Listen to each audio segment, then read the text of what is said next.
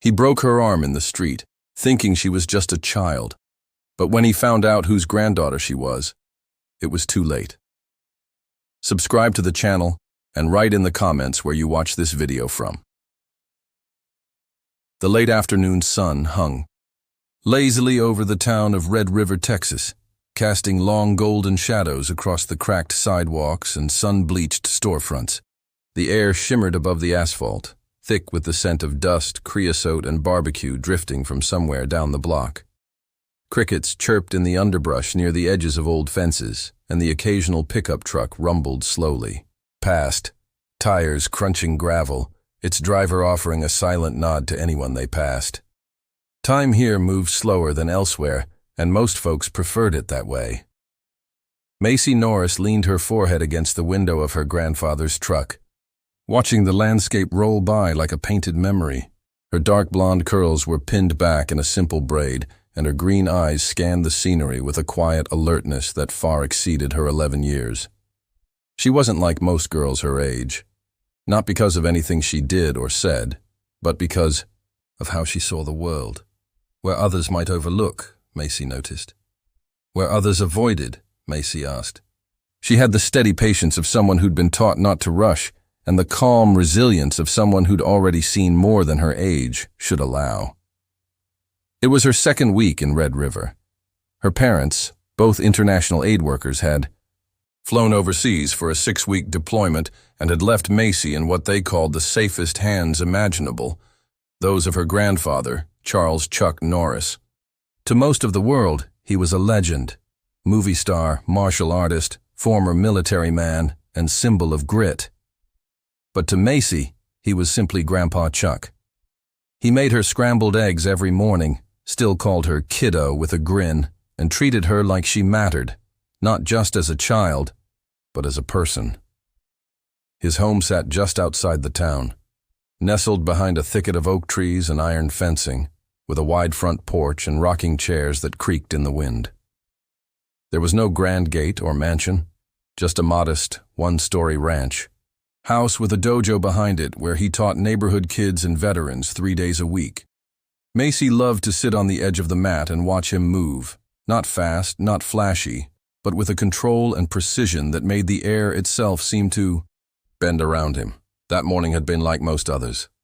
They'd had breakfast on the porch, scrambled eggs and toast, and Chuck had let Macy walk into town alone for the first time, a small rite of passage. The library was only 6 blocks away, and Macy had practically memorized the streets by now. She wore her favorite canvas backpack, carried a water bottle and a notebook, and promised to text when she arrived. By the time she reached the library, the heat had settled in for the day. Inside, the building was cool and quiet, filled with the scent of old books and floor polish. Macy spent nearly 2 hours browsing the shelves and sketching in her notebook. She loved to draw, mostly faces, trying to capture expressions, moments of emotion that flickered across people like sunlight through leaves. She didn't just draw people smiling, she drew them thinking, hoping, regretting. Her latest sketch was a rough portrait of an elderly woman she'd seen sitting at the town square days earlier, her eyes distant, fingers curled around a rosary. Around 4:00 p.m., Macy thanked the librarian, tucked her sketchbook under her arm, and stepped back into the burning air. The sidewalk radiated warmth through the soles of her sneakers, and a dog barked lazily behind a chain-link fence across the street. She munched on a red apple she'd picked up from the library's fruit basket for kids and walked toward home at an unhurried pace, her backpack slung over one shoulder. As she passed the edge of Westmore Park, her steps slowed. Across the field, near the basketball court, 2 figures caught her attention. A tall white police officer and a teenage black boy, maybe 15 or 16. The boy was on the ground, hands behind his head, and the officer loomed over him, shouting something Macy couldn't hear. There were no other people nearby. The park at that time of day was usually deserted except for the occasional jogger. Something felt wrong. Macy didn't run or panic. Instead, she stepped quietly off the sidewalk, walking closer while keeping to the shade of a tall oak. She crouched beside a bench, pulled out her phone, and began recording. Through the lens, she could see the officer gripping the boy's arm, yanking him up roughly, his voice sharp and commanding. The boy winced, cried out, then stumbled as he was shoved against the hood of a patrol car parked at the curb. Macy felt her heart beat faster, her stomach tighten. She didn't know the law, but she knew what fear looked like, and the boy was terrified. She kept recording. She knew Grandpa Chuck would want her to. He always said, "If you see something wrong, don't just look away." Then the officer turned, his eyes locking onto her. Macy's fingers instinctively curled around the phone tighter, and she stood up, trying to look calm. The officer started walking toward her, his expression hard and unreadable. His strides were wide, deliberate. Macy glanced down at her phone, thumb hovering near the emergency contact button. She'd only used it once before by accident, and Grandpa Chuck had appeared at the library door 10 minutes later, out of breath and ready for anything. The officer stopped a few feet in front of her. He wore dark sunglasses and a stern expression. His badge read, Sergeant J. Grayson. "You're recording me, little girl?" he asked. Macy hesitated. "I saw what happened. I thought I should." "You thought wrong," he said, stepping closer. "This is police business. You're interfering." "I wasn't trying to interfere," she said, her voice steady but soft. "I just didn't think he should be treated that way." Grayson reached out suddenly and snatched the phone from her hand. The screen flickered as he stopped the recording. "You got ID?" he snapped. "I'm 11, Macy replied. "I don't carry ID." "What's your name?" "Macy. Macy Norris." Grayson squinted. "Norris?" "Yes, my grandpa's Chuck Norris." That made him pause, but only for a second. A smirk tugged at the corner of his mouth. "Right," he said mockingly. "And I'm the Tooth Fairy." Before Macy could respond, he reached down and grabbed her wrist hard. She gasped, trying to pull away, but his grip tightened. "I didn't do anything wrong," she cried, panic rising. "Now you're interfering in an investigation." Her body twisted as she tried to escape, and then came the crack, a sickening, unnatural sound followed by a scream that tore from her lungs without restraint. The pain was immediate, blinding. Her sketchbook fell to the ground, pages fluttering. The apple rolled into the gutter, forgotten. She crumpled to her knees, clutching her wrist.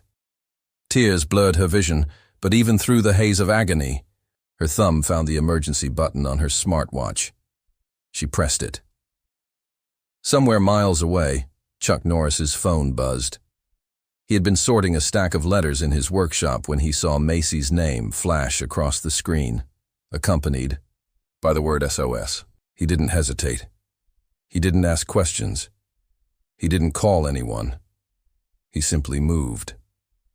30 seconds later, Chuck Norris was already out the door, keys in hand, his mind razor-sharp and focused.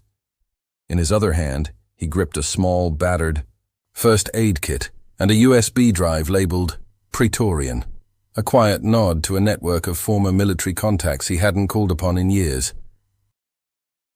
The girl he had raised to think, observe, and never shrink from doing what was right had called him, and no force on earth was going to stop him now. The emergency room at Red River General Hospital buzzed with its usual Sunday lethargy, a mixture of soft intercom tones, the shuffle of tired feet, and the muted murmur of daytime television from a mounted screen in the waiting area. But when the sliding doors whooshed open and the paramedics wheeled in a trembling young girl with tears streaking her cheeks and her left arm cradled awkwardly against her chest, that quiet broke. Nurses scrambled, alert now. The trauma signs weren't catastrophic, but there was something jarring in the girl's face, a combination of raw pain and confused dignity that made several staff members pause in the middle of their motions. "She's got a distal radius fracture," one of the EMTs called as the gurney was pulled into Exam Bay 4. "No guardian on site. We picked her up from the sidewalk. No uniformed officer stayed on scene. No parent, "No report?" asked the charge nurse, already snapping on gloves. She looked over at Macy, who bit her lip hard to keep from whimpering as a nurse gently unzipped her jacket. "Sweetie, can you tell us your name?" "Macy," she whispered. "Macy Norris." The nurse blinked. The name sounded familiar, but she didn't dwell on it. "We're going to take care of you, okay? Can you tell us what happened?" Macy shook her head. Not because she didn't know, she knew all too well, but because her throat was closing from the fear and the pain and the strange sense of betrayal that weighed heavier than her injury. A doctor arrived, quickly confirmed the fracture, and ordered an X-ray. As they wheeled her down the hall, Macy clutched her right hand tightly around the one thing she hadn't let go of, the smartwatch on her wrist. The screen glowed faintly. The emergency call was still active. She didn't know if he'd heard her scream, if he'd heard the crunch of her bone, if he'd heard her crying afterward. But she knew he'd seen the alert. She knew he'd come. 15 minutes later, as they set her arm in a temporary splint and administered a light dose of pain medication, the ER door swung open again. No alarm, no noise, just presence.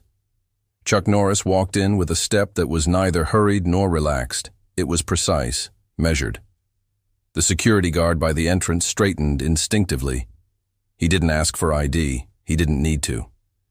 The man exuded the kind of quiet authority that made people move aside, not out of fear, but because they recognized something in him they couldn't name, something old and exact and dangerous when provoked. He didn't speak to anyone as he passed the front desk. His eyes were scanning, locked, purposeful. "Patient Macy Norris," he said when he reached the triage station, his voice calm but carrying weight. The nurse, startled, glanced at her clipboard, then up at him. "She's in Bay 4, just out of X-ray." He nodded once and moved without hesitation. When he reached the exam room, the curtain was half drawn. Inside, Macy sat propped on a pillow, her small frame dwarfed by the hospital bed. She turned at the sound of his footsteps and exhaled sharply. Tears welled again, not from the pain, but from the relief of seeing him. He crossed to her in 2 strides, knelt beside her bed, and gently took her right hand. She squeezed his, fingers as tightly as she could. "He broke it," she whispered. "I know," he said, his voice soft, low and steady as a stone. "I told him my name. I told him who you are." He laughed, his jaw clenched slightly, the only visible sign of tension, but his gaze remained on hers, unwavering. "You did exactly right, Macy.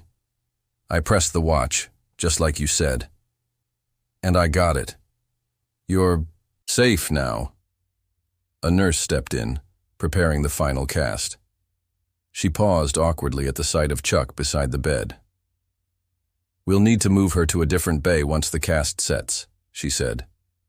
"Do you have authorization?" "I'm her guardian while her parents are abroad," Chuck replied, producing a notarized form. "Everything's in order." The nurse nodded, professionally polite but slightly unnerved. She returned to her work. As the cast was molded, Macy drifted into a pain-medicated haze. Chuck watched every movement, noting how carefully the staff treated her, kind, attentive, not like the man in the uniform who had grabbed her and treated her like a threat. When the procedure was finished and Macy had been moved to a private recovery room, Chuck stepped into the hallway and pulled out his phone. His face was expressionless as he opened the folder Macy had programmed into the smartwatch's emergency function. Her call had triggered an automatic recording from the watch's mic, storing the last 60 seconds of audio. He plugged in the earbuds and pressed play. First came Macy's voice, nervous but steady, answering questions. Then Grayson's, a demand, a threat, a grab, and then the snap, followed by a scream. Chuck listened without blinking. When the audio ended, he didn't speak. He copied the file to his flash drive, encrypted it, and placed the drive into a compartment inside his belt. Then he called one number. Maria Cortez answered after 2 rings.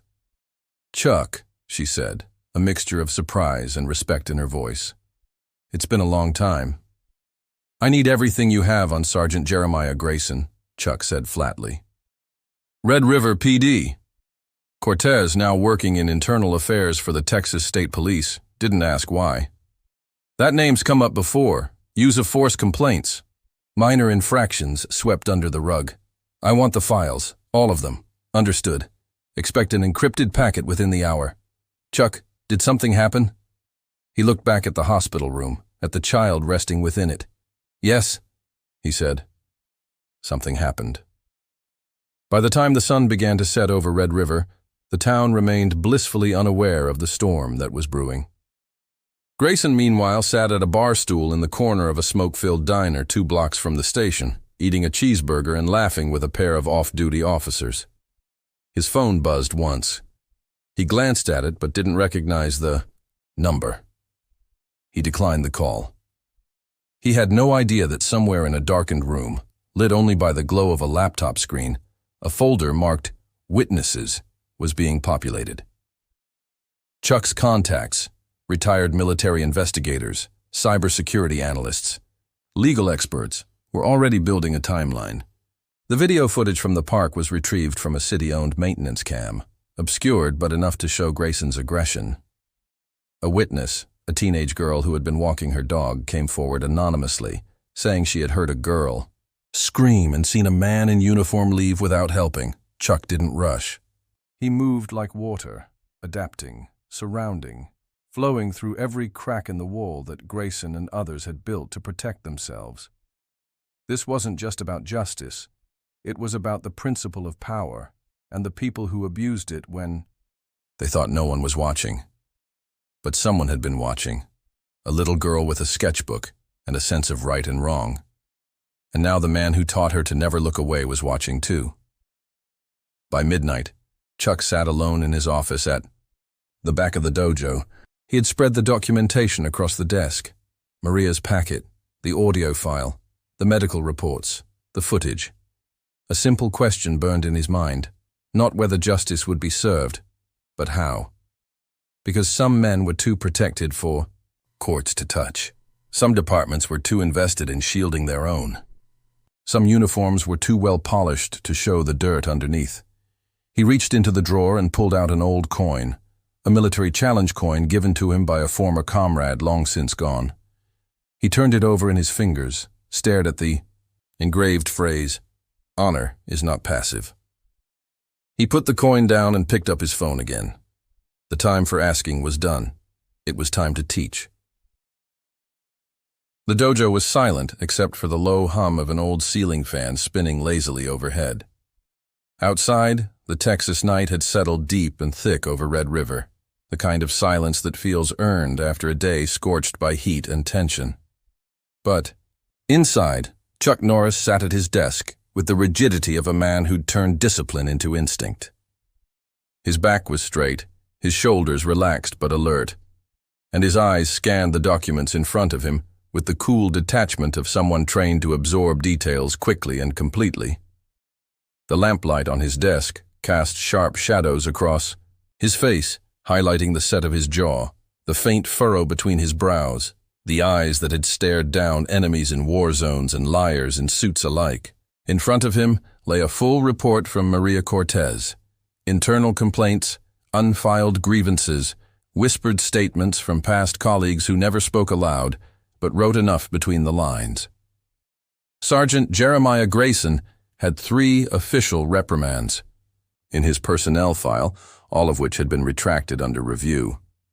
2 incidents involved excessive force during routine stops. One was a wrongful detainment of a Hispanic teenager whose charges had been dropped the same day. What Maria had added, what was not in any public document, was damning. A whistleblower had reported Grayson for falsifying reports, using threats to silence civilians, and manipulating evidence in minor arrests to inflate his clearance stats. The report never made it past the precinct commander's desk. Futile. Affairs had received it, but it had been buried. Chuck read everything twice. He opened a second folder. Macy's medical documents. A clean fracture, comminuted, not displaced. The orthopedist noted the force required to cause that level of damage. In an 11-year-old was more than accidental. The notes used careful legal language, avoiding direct accusations. But Chuck didn't need implication. He had audio. He had his granddaughter's voice. He had the crack of bone, the yelp of pain, the choking sob that followed. He looked away from the screen for a moment and focused on the sketch Macy had left on the corner of his desk. It was an unfinished drawing, one of her comic panels. A little girl with a cape stood in front of a massive shadow figure, arms spread wide like a shield. Behind her, other children huddled, unsure. The girl had a name scribbled beneath her. Feet Justice. He picked up the drawing carefully, folded it, and placed it into the small leather-bound notebook he used for field notes. Then he rose from the chair. He didn't call the mayor. He didn't reach out to the chief of police. He wasn't interested in meetings or measured responses. Chuck Norris understood that change didn't start with bureaucracy. It started with pressure applied cleanly, strategically, and without compromise. The following morning began with clouds stretching across the sky like a drawn-out breath, heavy with the promise of summer storms. At precisely 8:07 a.m., Chuck pulled into the gravel parking lot of the Red River Police Department. He stepped out of his truck with slow precision, dressed not for confrontation but for clarity. His boots were polished, jeans dark, and his collared shirt tucked tight beneath a brown utility jacket that bore a faded military insignia on the shoulder. He carried nothing in his hands but a thin, zippered portfolio. Inside the station, a young desk officer looked up from her computer with mild curiosity. She was new. She didn't recognize him. "Sir, can I help you?" Chuck's voice was calm. "I'm here to speak with Sergeant Grayson. I believe he's on shift." The officer typed briefly. "He's not in the office yet. I can leave a message." "No need." Chuck glanced at the roster on the wall. Grayson's name was circled on the day's schedule. "I'll wait." He didn't sit. He stood near the window and stared out at the street, arms folded, patient. 23 minutes later, Grayson strolled in with a coffee in one hand and sunglasses perched high on his forehead. He was chatting with another officer about a high school football game when he spotted Chuck. His stride slowed. Chuck turned from the window. Their eyes met. Grayson smirked just slightly, then resumed walking. "Can I help you, sir?" he asked, his voice oily with condescension. "You already have," Chuck said. Grayson looked him up and down. "You're the grandfather." Chuck nodded once. "I see." The smirk returned. "Your little princess got a bit too close to business that wasn't hers. Unfortunate, but she'll heal." Chuck didn't blink. "You broke her wrist." Grayson shrugged. "She resisted." "She's 11. Grayson's eyes narrowed. "She interfered with an investigation." "No," Chuck replied, stepping closer. "She did what any decent citizen would do when they see someone being hurt without cause. She did the right thing, and you punished her for it." A few officers had begun to take notice. The room was still. Grayson sensed the shift in tone and tried to recover the upper hand. "If you have a problem," he said tightly, "you can file a complaint like everyone else. Otherwise, I suggest you leave." "I'm not here to complain," Chuck said. "I'm here to deliver something." He handed Grayson the portfolio. Inside was a printed transcript of the audio recording, a list of witness contacts, copies of the medical report, and photographs of Macy's injury. Grayson flipped through the pages with growing tension. "You don't scare me," he muttered. "I'm not here to scare you," Chuck said. "I'm here to remind you what happens when the people you hurt don't stay silent." He turned and walked toward the door. Grayson followed him outside, calling after him. "You think you can walk in here and throw weight around just because you're some washed-up martial artist?" Chuck stopped. He turned slowly, the breeze tugging lightly at his jacket. The sun had finally broken through the clouds, casting long, bright shadows across the lot. "Why don't we find out?" Chuck said, his voice low. Grayson's eyes narrowed. What's that supposed to mean? Chuck stepped into the alley that ran behind the station. It was narrow and secluded, mostly used for trash pickups and smoking breaks. Grayson followed, stopping 10 feet away.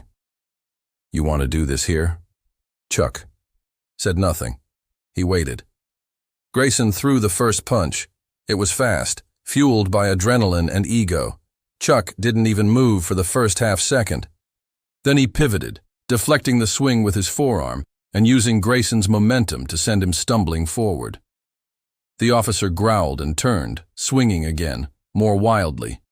Chuck ducked, sidestepped, and with one precise motion caught Grayson's wrist mid-strike and twisted, forcing him to his knees.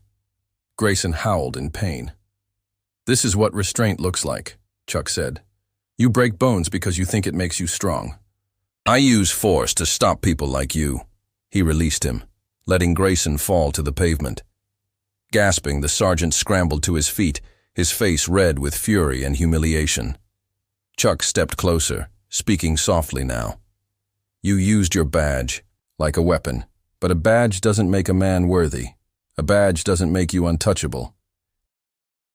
Grayson was shaking, fist clenched, but he didn't move again. I'll see you in court, Chuck said. But now you've been seen. He walked away, leaving Grayson in the dust of his own rage. By noon, the video had surfaced online. Someone from inside the station, no one ever admitted who, had filmed part of the confrontation. Not the whole fight, just enough. Grayson swinging, Chuck countering, the takedown, the control. No brutality, no excess, just clarity. The video spread like wildfire. The caption read, Chuck Norris still doesn't start fights, but he finishes them. In Red River, silence settled over the police department. And at the hospital, where Macy had just finished drawing a picture of a bird with a cast on its wing, the nurse leaned in and whispered, You might want to check the news. Macy did. She smiled just a little. The legend was awake, and justice was moving. The morning after the video surfaced, Red River woke up different. The streets looked the same. The skies wore their familiar burnt blue, and the coffee brewed in local diners smelled no stronger than usual. But there was an electric hush in the air, as if everyone was waiting for the next beat in a rhythm they hadn't realized they were dancing to. Chuck Norris had stepped out of the shadows, not just as a grandfather, but as a symbol. A line had been drawn, not with shouting or protests, not even with threats, but with a silent, deliberate act of clarity. It wasn't violence. It was truth made visible. Macy sat propped up on her hospital bed, her cast-covered arm resting in her lap. The splint was white, still clean and smooth, but she had already begun to decorate it with a few doodles, small stars, a fist in the air, and on the inside curve near her wrist, she had written one word in block letters, enough. She was tired. Her body hurt, her heart too, but she wasn't scared anymore. Something had shifted. The pain had burned a hole through something soft inside her, and what remained felt harder, steadier. The nurse brought her breakfast and a newspaper. The front page featured a grainy still from the video. Chuck, standing tall as Sergeant Grayson, reeled backward, his arm twisted behind him, his face caught in a mask of shock and pain. The headline didn't say much, but it didn't need to. Confrontation at Red River PD, Chuck Norris responds to officer who injured granddaughter. Macy stared at it in silence. She didn't smile. She didn't frown. She folded the newspaper carefully and placed it beside her water cup, then picked up her pencil and began to draw. A crowd of children with their arms linked, a broken police, badge on the ground, a girl with her head held high. By noon, the hospital had taken on the atmosphere of a quiet fortress. There were visitors trickling in, journalists lingering across the street, and hospital administrators whispering about PR policies. Macy remained mostly untouched by it all. Chuck had given orders. No unauthorized visitors. No statements. The door to her room remained closed unless a nurse knocked. And if anyone dared ignore that rule, they were met with Chuck himself, seated by the window like a guardian carved from patience and steel.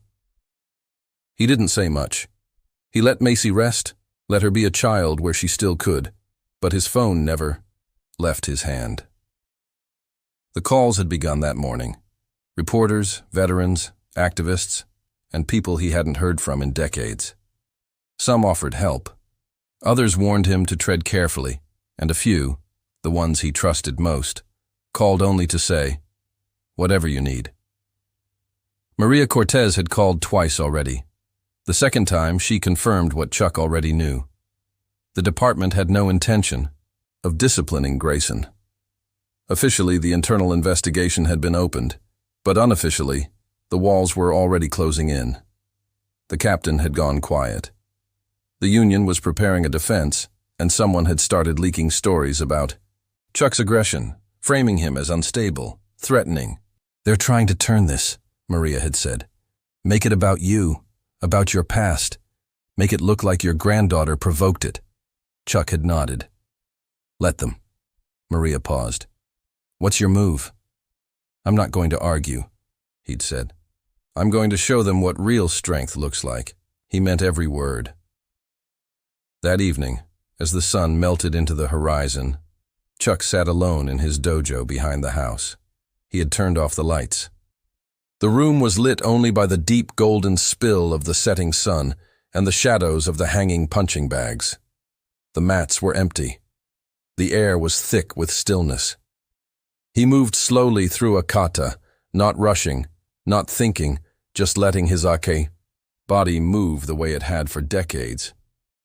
Each motion was deliberate, silent, the language of someone who no longer needed to fight for power, but could wield it as a form of prayer.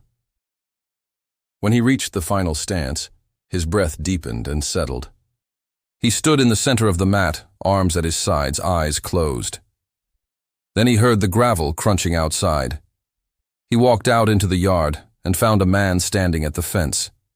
He was older, tall, wearing a flannel shirt and a badge on his belt, not quite visible. "Can I help you?" Chuck asked, his voice even. "I'm Captain Leland," the man said. "Red River PD." Chuck didn't answer. He waited. "I wanted to talk. Not official business, just man to man." "Then you should have come without the badge." Leland hesitated, then stepped closer. "Off the record, what you did, that video, it's put us in a real bad spot." "No," Chuck said. "What your officer did put you in that spot. My granddaughter's arm is broken. You call that a misunderstanding?" "I call it a mistake," Leland said. "But we're under pressure here. Political, legal. We can't."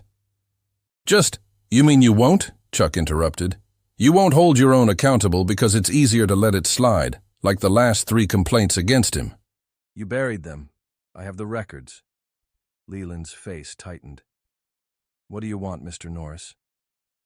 "I want him off the force, not suspended, not on desk duty, gone. And I want your department to acknowledge it publicly, truthfully." "And if we don't?" Chuck took a step forward, close enough now that Leland could see every line on his face. "Then I make sure the world sees everything. Every file, every report, every victim." Leland stared at him for a long moment. Then he nodded once. "You'll get your answer by the end of the week." As the captain walked away, Chuck turned and glanced at the open door of the dojo. Macy was there, watching. She hadn't made a sound. "You okay?" he asked. She nodded. He looked scared. Chuck didn't smile, but his eyes softened. He should be. The next morning, the press conference was announced. Red River PD would make a statement regarding recent events. The town buzzed with anticipation. Some hoped for accountability, others expected excuses. But Chuck didn't care about either. He wasn't attending to be satisfied. He was attending so they'd know he was still watching. When the time came, he walked to City Hall with Macy beside him. Her cast was newly painted with symbols of strength, an eagle, a balance scale, a pair of hands linked together. She wore A simple denim jacket over a blue t-shirt, her chin held high. They stood in the back as Captain Leland stepped up to the podium. Cameras clicked, reporters scribbled, and then the captain began to speak. He acknowledged the incident. He named Io Grayson. He admitted the department had failed to act swiftly on previous complaints. He announced that Grayson had been placed on indefinite leave pending the outcome of an external review. Not a firing, not yet. But it was more than most had expected. Chuck didn't clap. Macy didn't smile. They listened, and when it was over, they walked away through the crowd, silent and firm. That night back at home, Macy sat by besides Chuck. The stars were faint above the Texas sky, but the moon was bright. "I don't feel small anymore," she said. "You never were," Chuck replied. She leaned her head against his arm. "They're not done trying to protect him," she said. "No," he agreed, "but neither are we." The legend had cast a shadow, but now the girl within it had found her light.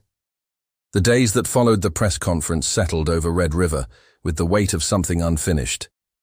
No protests shook the streets. No sirens wailed. But the air felt different, as though the quiet itself had changed shape. The town had always known how to mind its own business, how to turn down the volume when trouble knocked too close. But not this time. Not with Chuck Norris walking openly through the town square. Not with the story of a girl with a broken wrist and a name no longer just whispered behind closed doors.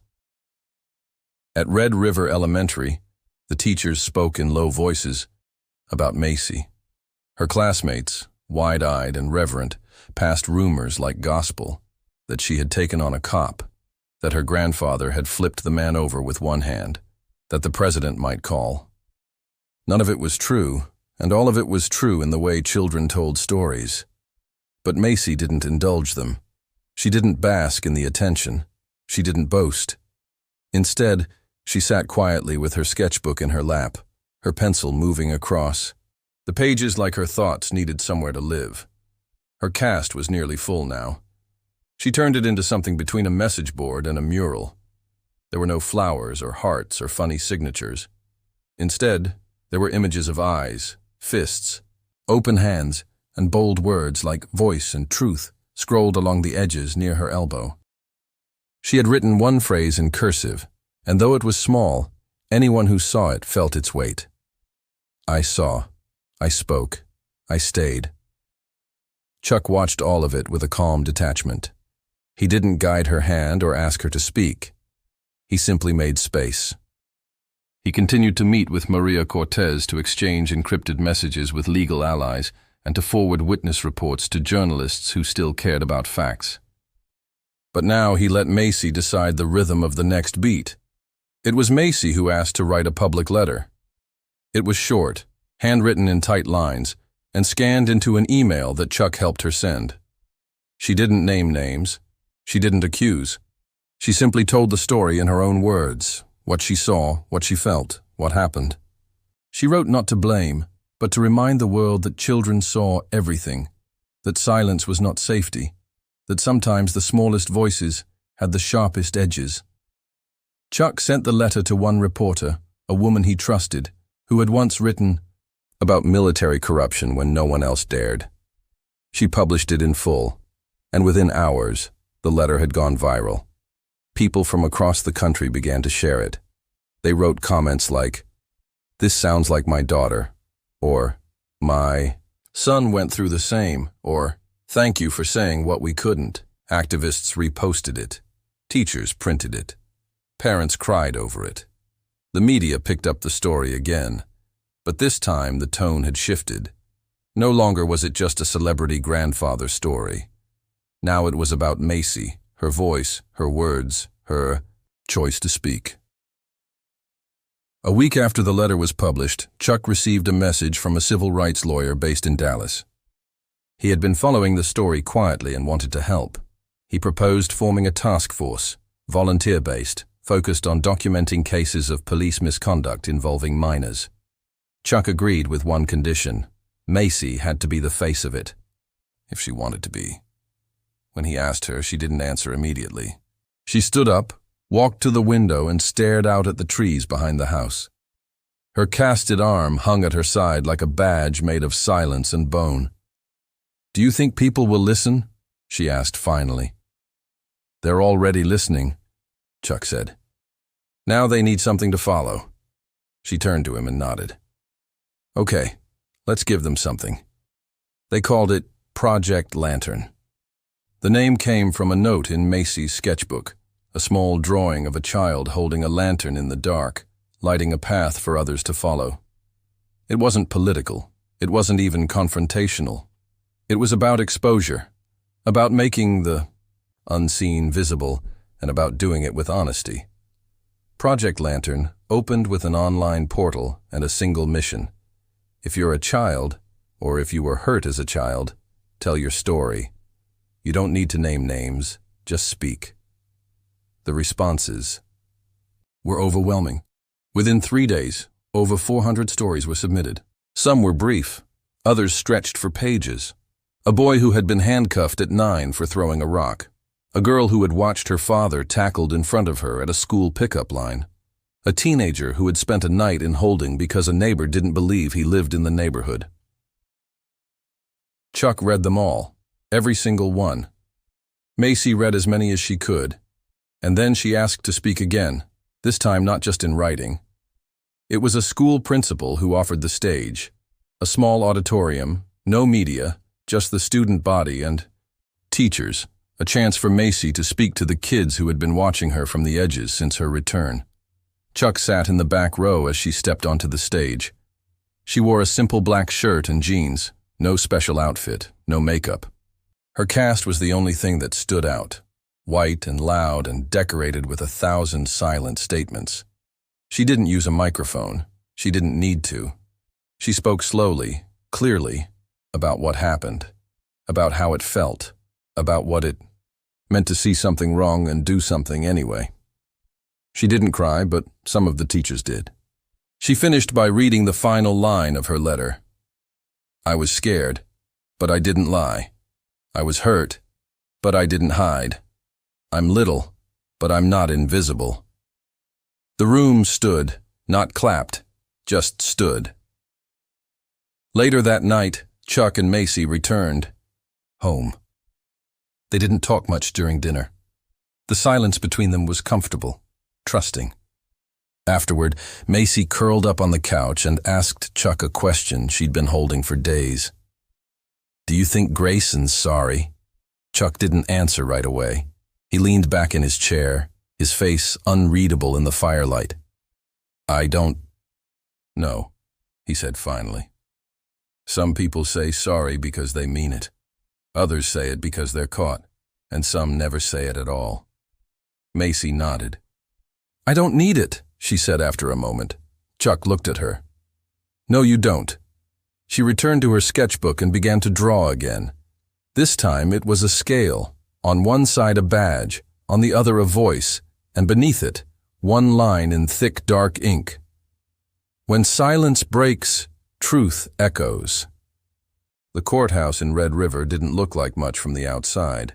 A single-story brick building with faded paint on the wooden columns and a flag that moved only when the wind demanded it. It was the kind of place people passed 100 times without thinking about what happened inside. But that day, it was the center of something much bigger than its square footage suggested. By the time the sun rose over the Texas horizon, people were already lining up outside. Some were locals, some had driven in from neighboring towns, a few had flown in from out of state. They weren't there for a protest.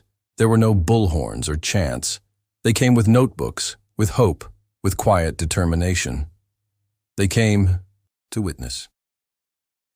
Inside, the courtroom buzzed with low conversation and anticipation. The rows filled quickly, journalists, legal observers, community leaders, and civilians who had somehow found their way into the middle of a story that refused to be forgotten. The wooden benches creaked beneath the weight of so many emotions. The front of the room sat the judge, an older man with white eyebrows and a solemn gaze who had spent a lifetime threading the line between law and justice. His name was Judge Remy Caldwell, and though he rarely said much, Everyone knew he was listening long before he spoke. The prosecution's table was neatly organized, each folder tabbed and labeled. The state attorney, a measured woman named Selena Park, had spent her career pursuing cases no one else wanted. She didn't smile much, she didn't grandstand, but when she spoke, people listened. Across the room, Sergeant Jeremiah Grayson sat at the defense table, his face stony and unreadable. He wore a gray suit that didn't quite fit his frame, and his hands rested stiffly on his lap. He hadn't spoken to the press. His lawyers had released the usual statement about complex circumstances and maintaining faith in the process. But his eyes told a different story. He looked like a man who had lost control of a machine he once believed belonged entirely to him. Behind him sat two representatives from the police union, silent and still. Their presence was meant to symbolize institutional solidarity. Instead, it felt like a wall, flat, unmoving, increasingly irrelevant. In the front row of the gallery, Chuck Norris sat with his hands folded. His posture was straight, his expression calm. He wore a dark blue shirt, no tie, no suit. Beside him, Macy sat with her cast resting on her lap. Her hair was pulled back into a braid. She wore the same t-shirt she had worn the day she first spoke at school, the one with the words, "I stayed," written in small, careful letters near the hem. When the judge called the court to order, silence swept over the room like a sudden wind. The prosecution began by laying out the timeline, the incident at the park, the injury, the lack of medical response, the contradiction between Grayson's report and the eyewitness accounts. Then came the video, a short but damning clip, taken from a city maintenance camera showing Grayson's aggression, his unprovoked approach, the moment Macy fell.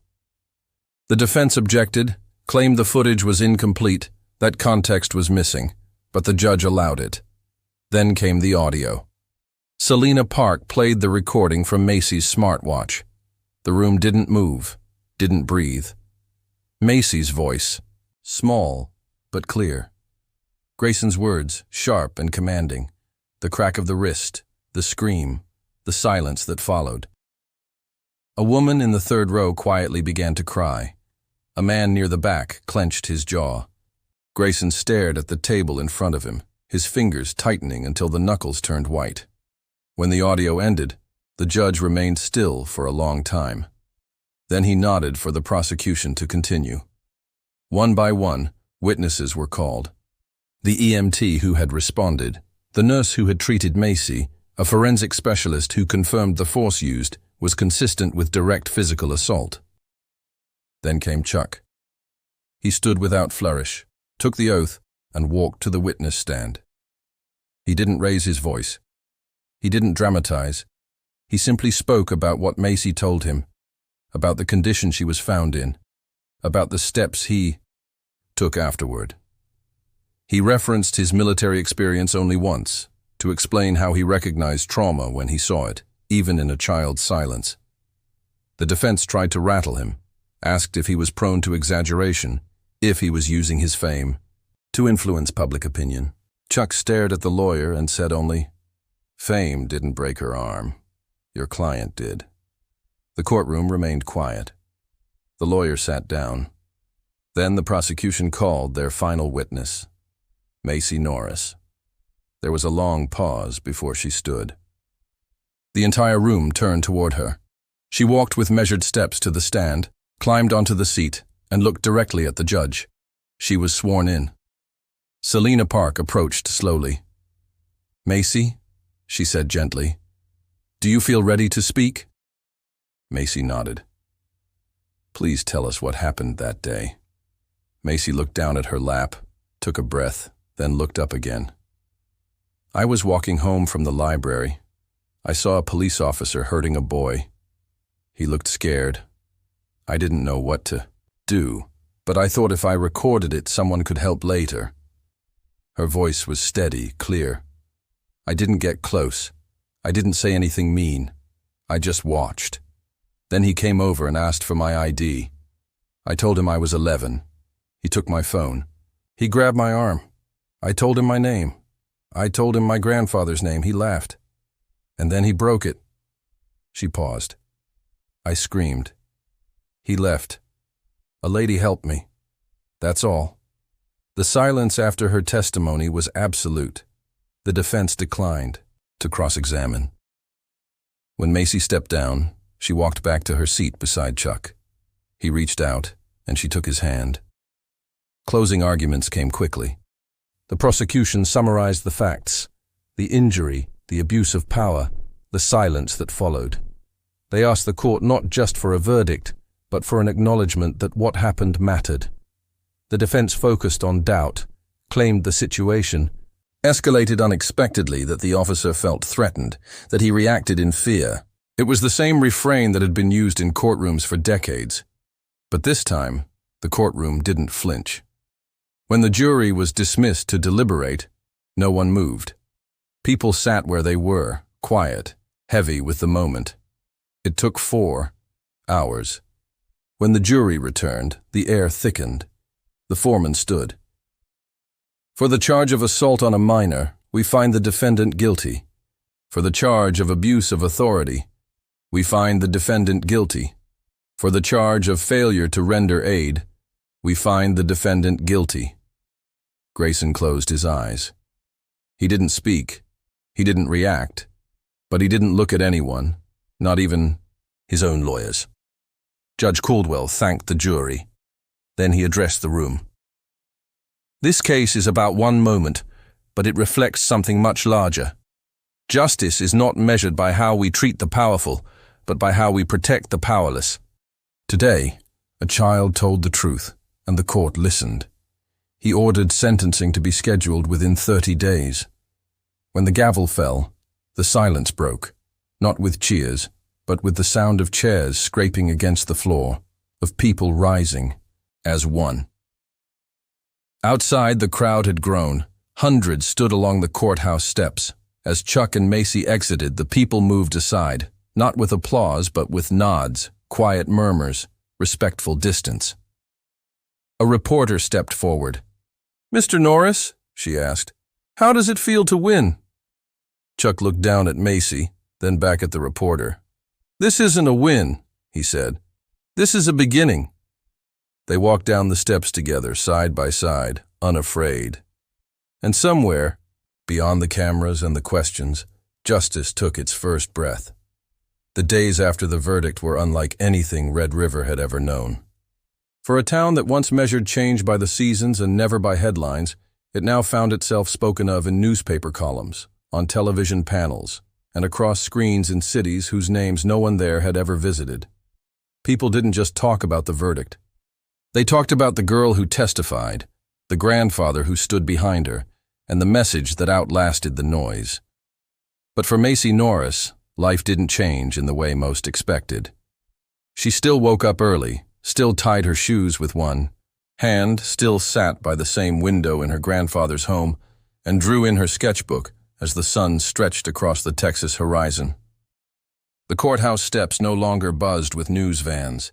The banners and hand-painted signs that once waved outside the police department had been taken down, their colors faded now, folded into closets and memory boxes. The world moved on, as it always did. But something lingered beneath the surface, a shift that wasn't loud, but undeniable. At home, Chuck kept his routine. He brewed coffee at dawn, ran 3 miles before breakfast, and taught martial arts classes in the Dojo 3, evenings a week. Yet there was something more purposeful in his movements now, something even more deliberate than before. People didn't just come to train anymore. They came to listen. Teenagers who had never stepped on a mat stood in line outside, not to learn how to punch, but to ask what it meant to stand up. Veterans dropped in, silent and still, nodding once and joining in quietly. The dojo had become something more than a training hall. It had become a gathering place for those who were tired of being ignored. Macy sat through the sessions often, not as a student, but as a witness. She'd watch her grandfather teach not just form and technique, but discipline, restraint, and responsibility. Power doesn't mean you strike first, he told them. It means you protect first. And sometimes, you don't strike at all. You just stand. His words weren't dramatic, and he never raised his voice. But every person in that room understood that he spoke from something deeper than experience. He spoke from conviction. One night, after a session had ended and the last of the students had gone home, Chuck found Macy sitting cross-legged in the center of the mat, staring at her cast. It had grown dirty over the weeks, covered in layers of drawings, messages, and faded ink. It was more art than medical equipment now, but it held weight, not just physical but symbolic, a badge of what had been endured and what had been built in its aftermath. "You ready?" he asked. She looked up. "To take it off?" He nodded. "I think so." They scheduled the appointment for the following morning. As the doctor gently removed the cast, revealing the fragile, pale skin beneath, Macy held her breath. Her wrist looked thinner than she remembered, weaker, but it didn't feel weak. It felt like it had healed with something more than calcium. "You'll need to rebuild strength," the doctor said kindly. "But the bones have set. You did good, kid." Macy smiled faintly and looked at Chuck. He offered her a nod, his version of a proud embrace. Later that day, they sat on the back porch of the house as the wind shifted through the dry grass. Macy rested her arm on the table. For the first time in weeks, it felt light, free. "Do you think people forgot already?" she asked. Chuck shook his head. "People don't forget truth. They might get distracted, but they remember what mattered. I still think about him," she said quietly. "Grayson. About what he saw when he looked at me." Chuck looked toward the horizon. "He saw what he wanted to see, what he was taught to see. But that's not your burden. What matters is what you saw in yourself when it happened, and what you still see now." "I felt small," she admitted. "But not anymore. Now I feel, I don't know, steady." "That's more than most adults can say."